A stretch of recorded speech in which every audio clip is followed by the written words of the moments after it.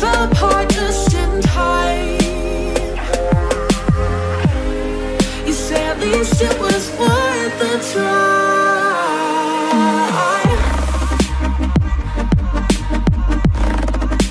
At least it was worth the try.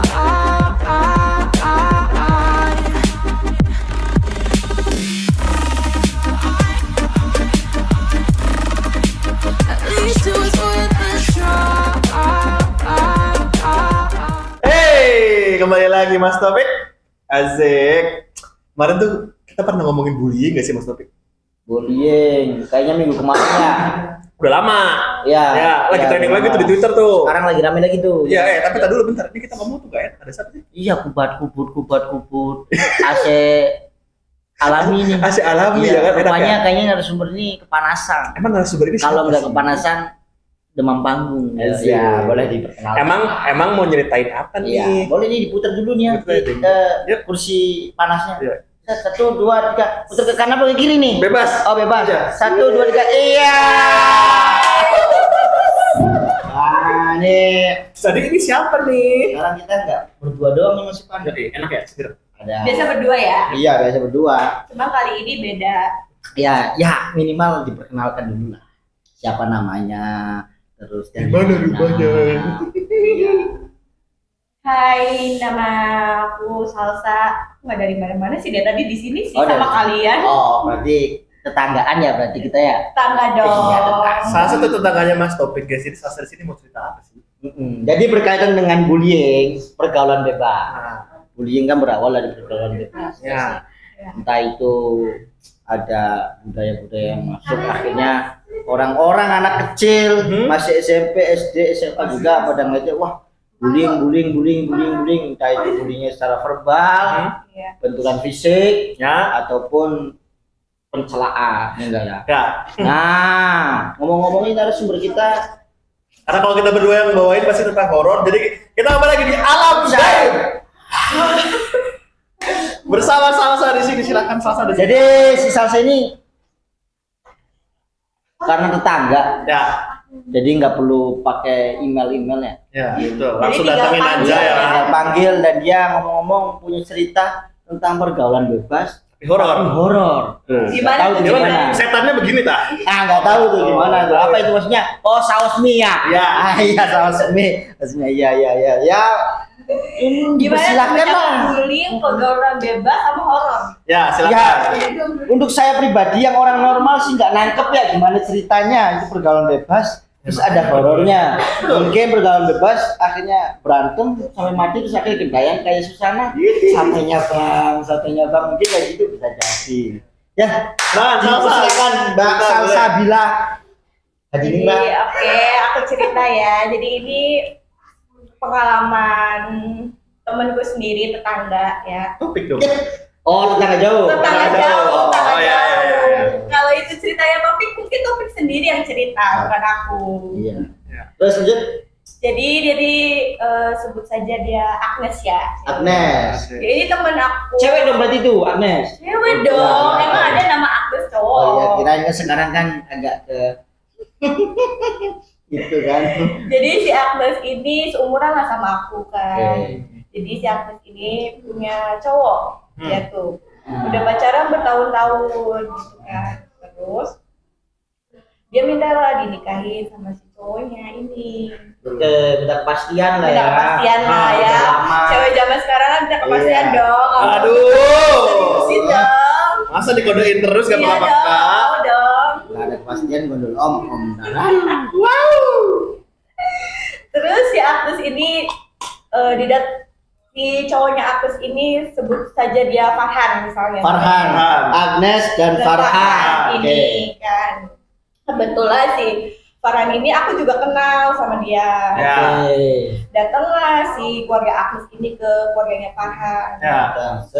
Minta dinikahin dengan paksaan, bukan yang kayak dinikahin dengan cinta, tapi kan dengan paksaan karena si Agnesnya ini dia ribut sama keluarganya ini maksa keluarganya ini buat nikahin dia sama si Farhan ini. Oh iya iya. Jarang iya, Mas iya. Pan. Jarang Ada jarang. cewek yang datang ke rumah cowoknya. Iya. Biasanya cowoknya Jarang kan yang datang ke kan? rumahnya kayaknya. Iya kan? Ya, lanjut. Gas, terus. Seru nih. Terus dia datang nih, akhirnya mereka sepakat lah bla bla bla bla ngatur tanggal segala macam. Akhirnya diadain lah pesta pernikahan gitu kan. Besar-besaran tuh di depan gang rumah tuh. Udah gitu, gak berapa lama adalah kabar-kabar nih setelah beberapa bulan mereka menikah. Ditanya nih sama tetangga, kenapa nggak hamil? Kenapa kok belum hamil? Sama dong, kalau sudah menikah pasti ada omongan tetangga dong. Sirik ya, sirik. Kapan punya anak? Ya. Ternyata si Farhan ini setelah menikah dia jarang pulang ke rumah. Kalau ya bilang tuh, akan jalan di rumah. Jarang pulang. Pulang ke rumah. Oke. Ternyata si Farhannya selingkuh. Waduh, sama Om. Sama cewek dong. Oh iya, Farhan cowok ya. Farhan cowok. Selingkuh lah. Ternyata dia setiap harinya itu jarang pulang ke rumah dan lebih pulang buat ke rumah si selingkuhannya ini. Pantes. Lanjut. Akhirnya cekcoklah mereka. Nah aku tuh nggak tahu ya cekcoknya bagaimana prosesnya itu, gimana cekcoknya itu kan ketahuannya bagaimana, cuma ngedenger doang kan. Nah pada suatu hari kedengeran lah sama si kakaknya Agus ini, kakaknya Agus itu cowok kan, kedengeran lah kalau misalnya si Farhan ini selingkuh. Didatengin lagi lah si Farhan ke si rumahnya lagi.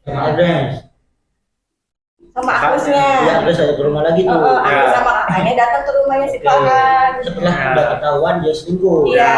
Oke. Setelah ketahuan itu dia datengin sampai sana karena kakaknya itu terlalu emosi ya, nggak terima adiknya diselingkuhin, diperlakukan seperti itu, bukan layaknya seorang istri gitu kan. Oke. Si Farhan ini ditelanjangin terus diarak ke sekeliling rumahnya dia, ke setiap gang-gang. Tradisi. Iya. Di daerah rumahnya si Farhan sendiri itu. Ya, sosial. Iya, dipermalukan dan bilang orang ini selingkuh. Gitu. Nah, singkat cerita, keluarlah mereka kan. Beberapa hari kemudian, aku nih ceritanya lagi tidur nih.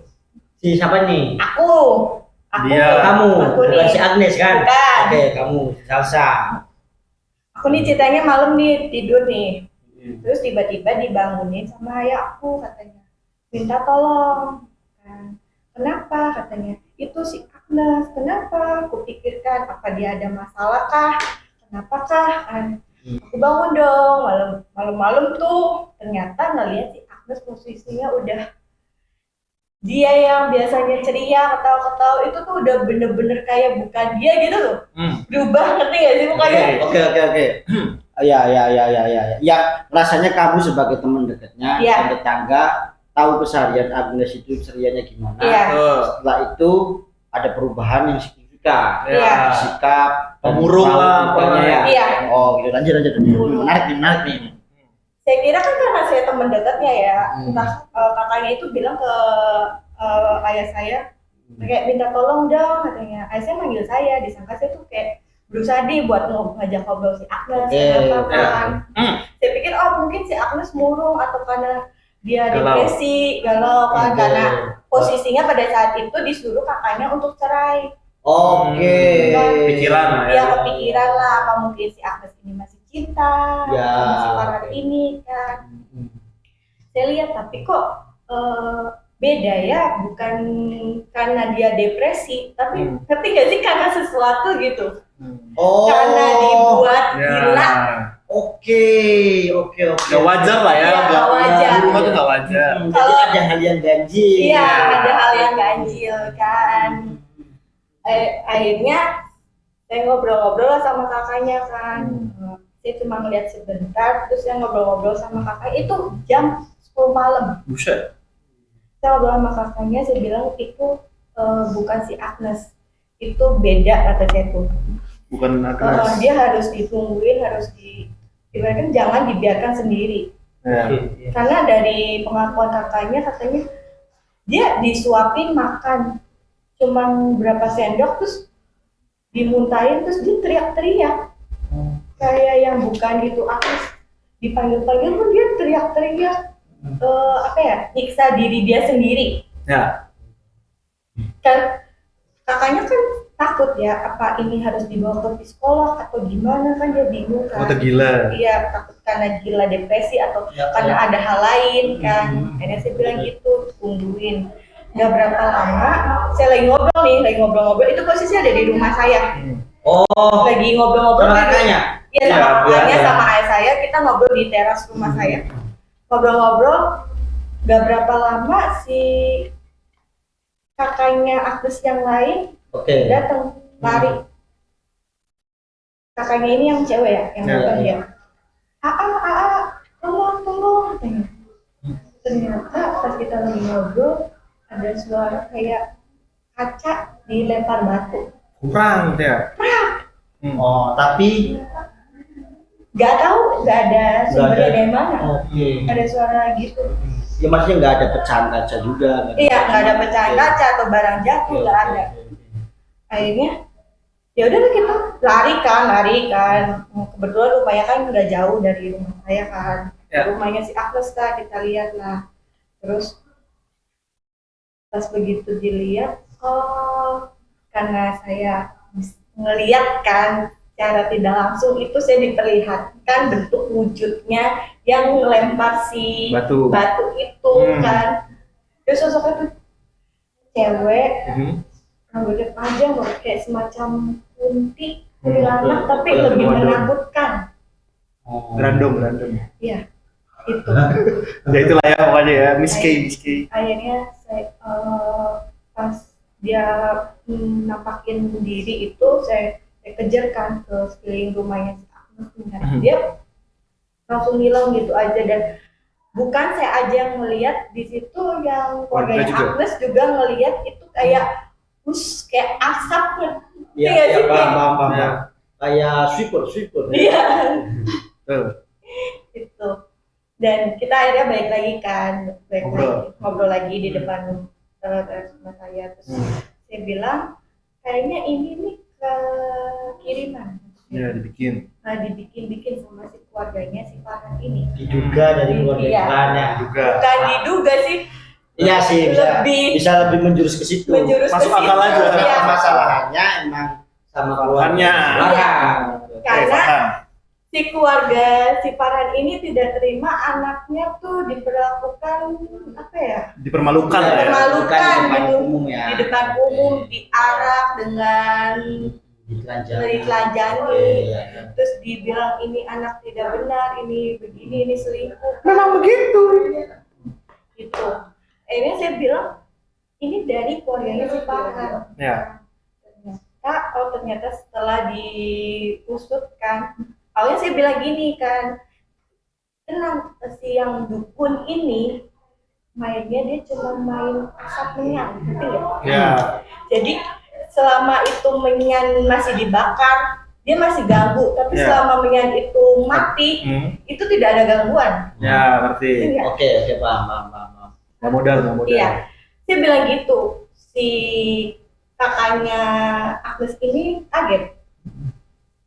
Kok sama? Terus dia cerita gini, mohon maaf katanya, saya sebelum minta tolong ke Salsa, kata dia tuh, sama ke bapaknya itu, saya sebenarnya udah datengin beberapa orang pintar. Saya nggak percaya itu. Mereka pada bilangnya beranggapan sama. Itu si dukun ini mainnya menyan. Selama menyanyi nyala dia tidak diganggu. Selama menyanyi mati diganggu. Saya nggak percaya awalnya. Mungkin karena si Agnes ini galau gitu, depresi gitu. Dia nggak percaya gitu kan. Saya minta tolong datang ke Salsa itu. Mungkin Salsa bisa ngajak ngobrol Agnes, mungkin dia mau cerita atau terbuka, itu yang bikin dia nggak depresi lagi, nggak melamun lagi gitu. Dia bilang itu bukan karena depresi, itu emang benar beberapa orang-orang yang sebelumnya Mas bilang itu emang kenyataannya seperti itu, saya bilang. Dia juga tadinya nggak terima saya ngomong kayak gitu, kaget kan. Kok sama pernyataannya dengan orang-orang yang sebelumnya dia datangin kan. Akhirnya saya nyaranin kayak ya udah coba ke yang orang yang lebih tahu, yang lebih pintar, saya bilang untuk di apa ya, kalau itu mah buat dijaga-jaga di pagar lah, dibentengin ya. Iya, dibentengin lah si rumahnya Agnes ini sama si Agnesnya. Apalagi saya bilang kayak tahu kalau gampang kesurupan itu kan suka keluar masuk kayak di belakangnya, lewat belakang atau lewat lubung. Iya, banyak celah. Iya, banyak celah. Saya bilang dia si Agnes itu udah parah, udah banyak pori, ibaratnya pori-pori yang terbuka itu gampang keluar masuk. Iya, ditambah juga dia kan pikiran ya, depresi ya. Akhirnya ngeyain, bilang besok pagi saya mau datengin orang yang lebih tahu katanya buat bentengin itu. Ya udah, saya bilang syukur. Keesokan harinya saya udah nggak mikirin itu kan, kayak udahlah kejadian tadi malam kan, saya nggak kepikiran. Saya inget banget di jam 2 siang saya lagi tidur, ayah saya lagi tidur. Kita lagi tidur siang ya, bukan kita tidur dari malam terus sampai siang ya. Kita lagi tidur siang, tiba-tiba si kakaknya Agnes ini yang cewek lari lagi ke rumah saya, manggil saya, salah, tolong, gitu kayak orang panik. Ada apa? Saya bangun dong, akhirnya tadinya saya nggak mau bangun karena saya ngantuk banget Pak. Iya. Saya ke rumahnya Agnes, di situ ternyata udah rame, orang-orang pada megangin Agnes. Si Agnes ini kesurupan lagi. Oh, kumat lagi. Siang-siang tuh ya? Siang-siang itu. Dan ini si Agnes kan badannya itu tinggi, kurus ya.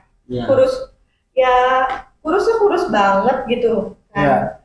Tapi dia tenaganya kuat, itu kanan kiri laki-laki pegang tangannya dia, terus kakinya juga dia ada yang megang lagi, sampai 3 orang atau 4 orang kan. Dia kuat banget kan, dia ngamuk, udah ngomong kasar kan. Si kakaknya Agnes bilang, tolongin. Dia dari tadi kayak gini, tadinya saya nggak mau ganggu kamu, muka saya itu nggak mau ganggu Salsa. Terus saya tuh diam, saya bingung harus apa. Karena posisinya udah parah banget kan. Akhirnya saya bilang, ya udah sebentar saya panggil ayah saya dulu. Saya bangunin lah ayah saya. Ayah saya juga sempat marah. Kenapa? Kok adiknya nggak segera ditolongin? Kan dari semalam udah bilang ya, coba panggil orang pintar buat ngebentengin, buat nutupin. Oh, ternyata nggak jadi dipanggil tuh pokoknya. Iya, kayaknya. Belum. Belum. Oke. Sabar. Saya marah-marah kan, saya bilang ya udah kita tolongin aja dulu. Saya sama ayah saya ke situ lagi kan. Terus kakaknya juga sama, dia baru tahu. Ternyata si kakaknya ini habis dari si rumah orang pintar. Yang habis dia mau minta tolong buat magerin itu kan.